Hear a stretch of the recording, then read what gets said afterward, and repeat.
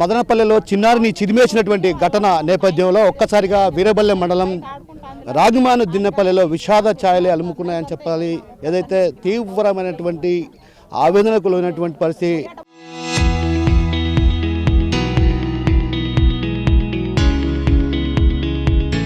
ఈ గ్రామానికి సంబంధించినటువంటి వాళ్ళు ఉన్నారు, వారిని అడిగి తెలుసుకునే ప్రయత్నం చేద్దాం. అమ్మ చెప్పండి అమ్మా. చూడాలి సార్, మేము బాడీని చూడాలి సార్, మేము దయచేసి చూడాలి. ఆయన కాళ్ళు రేగేసిపోయినాడు సార్ మా మీదనే.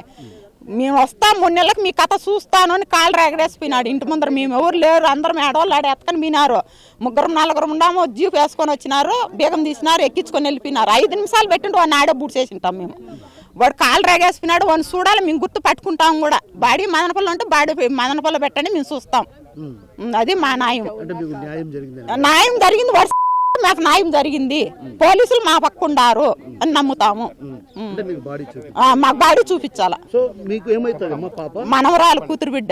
మొత్తం మీద చూస్తే ఏదైతే ఈ ఘటనలో అఘాయిత్యానికి పాల్పడినటువంటి ఏదైతే అబ్బాయి ఉన్నాడో వారిని మాత్రం ఖచ్చితంగా కఠినంగా శిక్షించాలని చెప్పి కోరుతున్నటువంటి పరిస్థితి కనిపిస్తుంది. మరోవైపు ఏదైతే ఇప్పటికే తను పాల్పడినట్లు కూడా మనకు ఇప్పుడు సమాచారం అందుతున్న పరిస్థితి. మీరు చెప్పండి సార్. అబ్బాయి ఇప్పటికే అనేది ఒక వార్త వినిపిస్తుంది.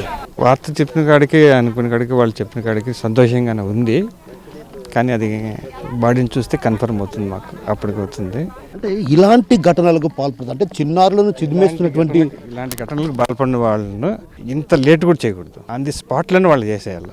ఇక్కడికి ఇంకా 2 రోజులు టైం ఇచ్చినట్టు వాళ్ళకు స్పాట్లను తీసేసి పెడితే అందరికీ కూడా భవిష్యత్తులో ఎవరికి చేయాలన్నా కానీ వాళ్ళకి భయంగా ఉంటుంది, అదొక హెచ్చరికగా ఉంటుంది అనమాట. తండ్రి ఉన్నాడు, ఆయన అడిగి తెలుసుకునే ప్రయత్నం. మీరు ఎప్పుడు ఇక్కడ గ్రామాన్ని స్వగ్రామాన్ని వదిలిపెట్టి వెళ్ళిపోయారు, ఏంటి అసలు? వెళ్ళలేదు, స్వగ్రామాన్ని మేము వదిలిపెట్టి వెళ్ళలేదు. మేము వస్తున్నాం పోతున్నాం, మా సొంత ఊరికి మేము విడిచిపెట్టాలనుకోలేదు. ఇప్పటికే ఏదైతే ఈ ఘాతుకానికి పాల్పడినట్టు వ్యక్తిని చేసుకున్నాడని కూడా చెప్తున్నారు, ఎలా చూడాలి? అది మేము చూడలేదు, మాకు తెలియదు కదా అది ఏమనేది సత్యము.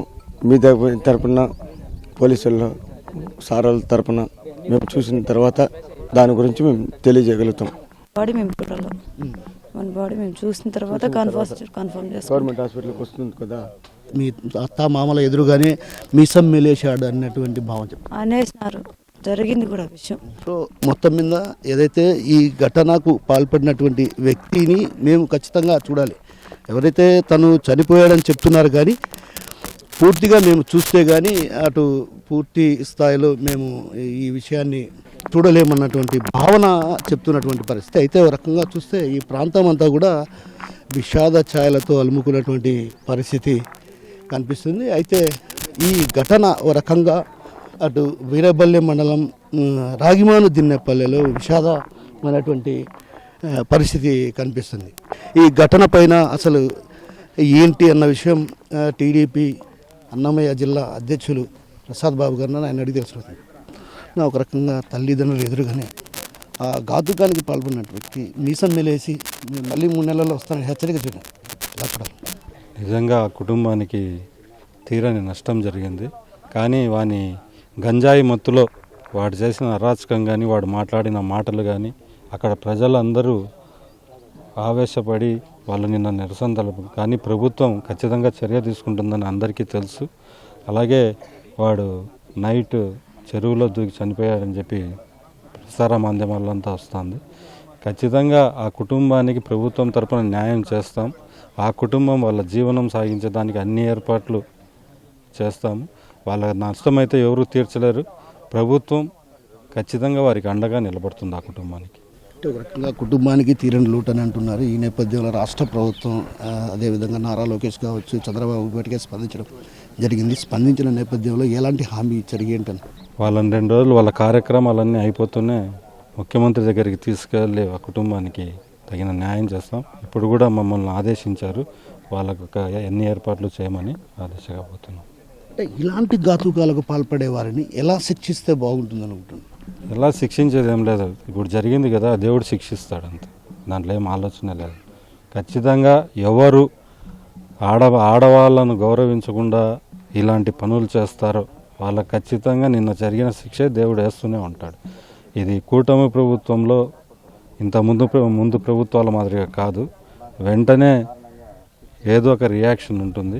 ఖచ్చితంగా ఆ రియాక్షన్ చేసి చూపించారు. సో మొత్తం మీద ఏదైతే ఈ ఘాతుకానికి పాల్పడినటువంటి ఎవరైతే మానవ మృగం ఉన్నాడో అతను ఖచ్చితంగా దేవుడే శిక్షించాడు. ఎందుకంటే ఇలాంటి ఘటనలకు ఎవరు పాల్పడినా కూడా తీవ్రమైనటువంటి పరిస్థితులే ఉండాలి అన్నటువంటి భావన అటు వ్యక్తం చేస్తున్నటువంటి పరిస్థితి కనిపిస్తుంది. మరోవైపు కొందరు గ్రామానికి సంబంధించినటువంటి మహిళలు కూడా ఇక్కడికి చేరుకోవడం జరిగింది. ఈ నేపథ్యంలో అటు పెద్ద ఎత్తున ఇక్కడికి రావటం జరిగింది. రాజంపేట నియోజకవర్గ ఇన్ఛార్జి కూడా ఇక్కడికి రావడం జరిగింది. ఈ నేపథ్యంలో మనతో పాటు ఆయన ఉన్నారు. ఆయన తెలుసుకునే ప్రయత్నం. అన్న చెప్పండి అన్న, జగన్మోహన్ రెడ్డి అన్న రాష్ట్ర ప్రభుత్వం ఎలాంటి చర్యలు తీసుకోబోతుంది ఏంటి? కుటుంబ సభ్యులతో నిన్ననే లోకేష్ బాబు గారు, చంద్రబాబు నాయుడు గారు మాట్లాడారు. తర్వాత కుటుంబాన్ని ఆదుకుంటామని హామీ ఇచ్చారు. వాళ్ళ తండ్రి తిరుమలలో శానిటరీ దీంట్లో టెంపరీగా తాత్కాలికంగా పనిచేస్తున్నారు. వాళ్ళు మేము నిరుపేదలము, మాకు ఇల్లు కావాలన్నారు.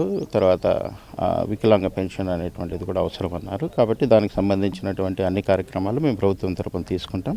అలాగే చిన్న బాబు ఉన్నాడు, ఆ బాబుకి సంబంధించి ఇక్కడ దాతల సహాయంతో ఆ చదువుకు కావాల్సినటువంటి ఏర్పాటు కూడా చేస్తామని తెలియజేస్తున్నాం. అంటే ఈ ఘటనకు పాల్పడిన తర్వాత కూడా తను ఒకసారి మీసాన్ని మెలివేశాడని అంటే వాళ్ళు చెప్తున్నారు. ఎవరైతే ఆ చిన్నారిని చిరివేసినటువంటి వ్యక్తి మీసాలు తిప్పి మళ్ళీ 3 నెలలు నేను వస్తానని. సో ఇలాంటి ఘటనలకు పాల్పడి కూడా ఇంత మరీ ఆవేశంగా మాట్లాడడాన్ని, ఇలాంటి పరిణామాల నేపథ్యంలో ఇలాంటి వాళ్ళకి ఎలాంటి శిక్షలు వేస్తే బాగుంటుంది? సమాజంలో కొన్ని చెడపరుగులు ఉంటాయి, మనస్తత్వరీత్యా సైకోలు కొంతమంది ఉంటారు. అయితే కనుక సమాజము, దేవుడు, ప్రభుత్వం అనేది అన్ని రకాలుగా వాళ్ళని శిక్షిస్తుంది. ఎటువంటి పరిస్థితుల్లో ఇటువంటి అవకాశాలకు తావులేదు. నిన్న జరిగిన ఘటన చూస్తే విర్రవీగినటువంటి వాళ్ళు పడిపోక తప్పదు. ఖచ్చితంగా ఆ శిక్ష అనేటువంటిది పడుతుంది. ఇది అనేది మిగతా వాళ్ళకు కూడా ఒక గుణపాఠంగా నిలబడుతుంది. కాబట్టి ఇటువంటి సంఘటనలు ఇంకా జరగకుండా సభ్య సమాజం కూడా చూసుకుంటుంది. ప్రభుత్వం చట్ట ప్రకారం అన్ని రకాలుగా చర్యలు తీసుకుంటుంది. మొత్తం మీద ఏదైతే ఈ ఘటన దారుణానికి పాల్పడినటువంటి వ్యక్తికి దేవుడే శిక్ష వేశాడు.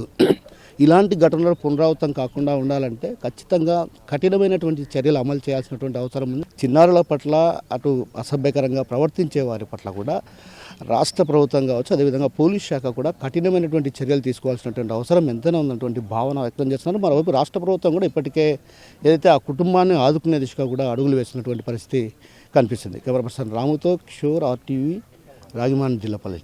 చరిత్ర సృష్టించినోడు ఇప్పుడు ఆ చరిత్రని తిరగరాయబోతున్నాడు. అబద్ధాల గోడల్ని బద్దల కొట్టి నిజాలను రాగా మీ ముందుంచబోతున్నాడు. నిజమైన వార్తల కోసం వెంటనే డౌన్లోడ్ చేసుకోండి రా యాప్ని.